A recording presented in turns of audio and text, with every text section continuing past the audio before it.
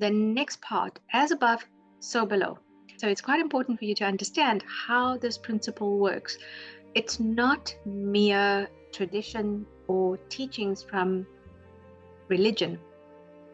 This truly is how we manifest. And once you learn how these principles work and how the processes work, you can then become a more effective manifester. Both these videos, in terms of the world is your mirror, are leading into next week's video, which is the topic of no one to change but self. So having an understanding of what it means around the mirror principle, as above, so below, as within, so without, is going to help you become more resilient, more effective as a manifester. So the same for as above. What we think, what we take into our consciousness is what we will create, because we are that creator.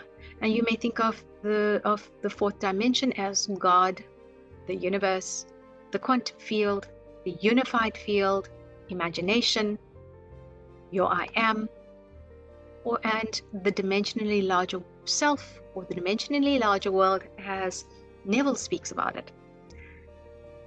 And when we come to this principle of as above, to align with that principle, the big thing to develop and cultivate here is trust and faith.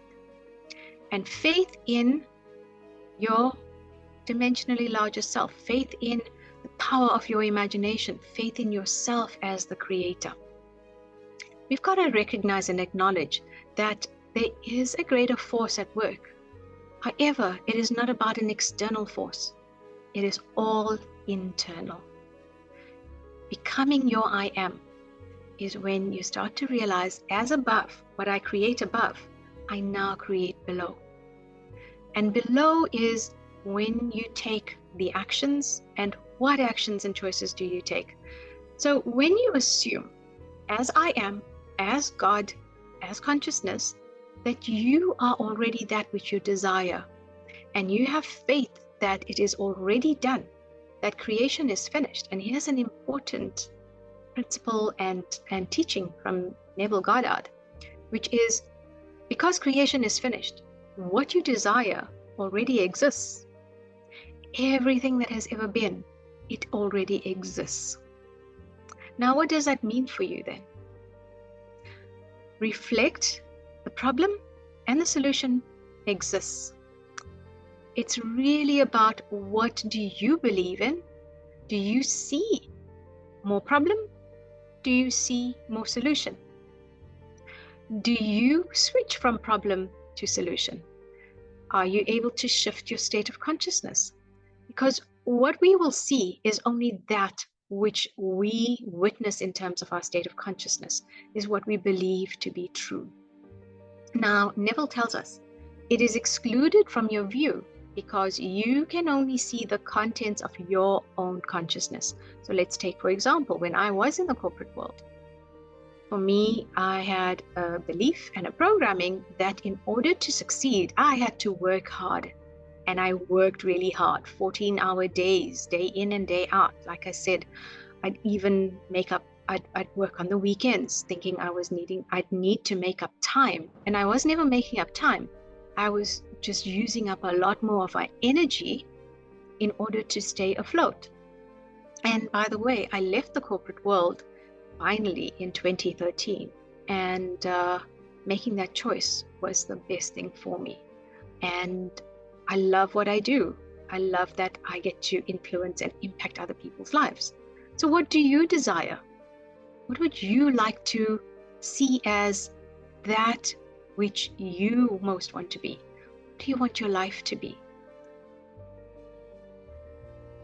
Because the actions that you are to take are not ones where it is going to be effort and challenging and hard work. No. The actions that you take, when they are in alignment with your desire, is the one you'll be most compelled to act upon.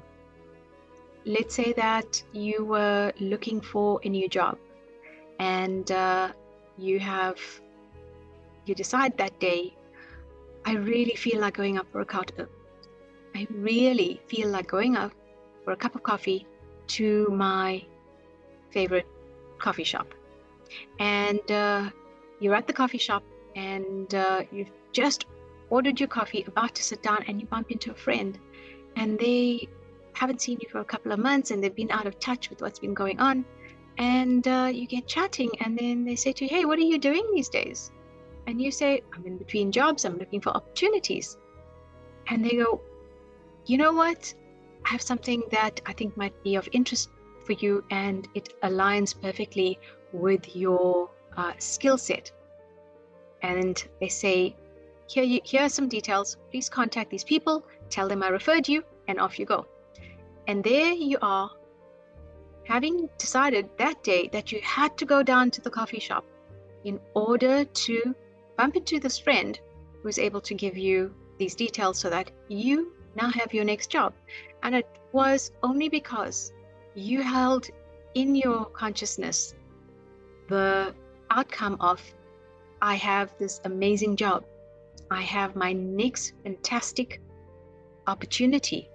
And you didn't decide how or when, but you followed the energy of it. You followed the compulsion.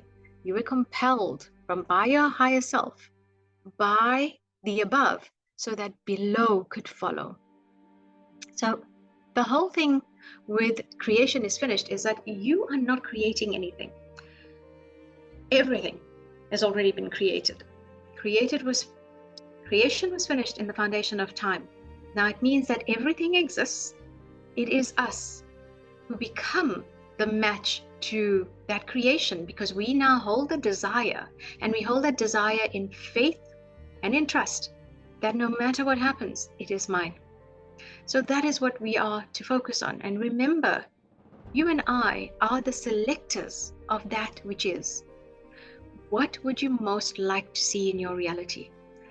By selectors, what it is meant is that we have the privilege, which we may not be exercising every time, but it is a privilege for us to be able to select that aspect that we wish to have in our reality.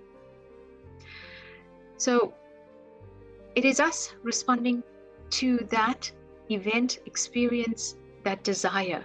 When we become the match, when we become the desire, we become the person who already has that desire. So as above, where we have seen it in our dimensionally larger world, we have seen it in imagination. From imagination, we feel how it would be to become the person who has that. So who has the new job. For me, I had the burning desire. I just knew that I did not want to be in the corporate world anymore. It felt too much like my soul was being smothered. And so I was compelled to leave. I didn't know what I'd be facing in outside of the corporate world. I knew that I would want to set up my practice. And that was about as much as I knew. And so my burning desire was to help others. I had an intuition around, or I had this feeling around me wanting to help others, to help them transform, to help them get to understand themselves better, to help them get past their blocks and limitations. And here I am, 10 years later, loving it and expanding myself. So look out for the next video where you can understand this important teaching of the law of assumption, of why there is no one to change but self, on the basis of as above, so below, as within, so without, where now you understand that we are forever creating. And when we look at what we are creating, we realize then, because the world mirrors our inner reality into our outer experience, that we ourselves are responsible for everything that we've created. Actually, we ourselves are responsible for everything we have chosen, for everything that we decide to have in our reality. So there is no one to change but self. So on the basis of that, what is one action you know you can apply from this week's lesson? Place your comments below. Let me know what it would be for you. Has there been a change in terms of your understanding of as above, so below, as within, so without? And then I would love to see that your desires are fulfilled. So please describe one desire of yours that you would love to see fulfilled. What is it that you wish to become? And I will leave you with those questions to reflect on until I see you in the next video.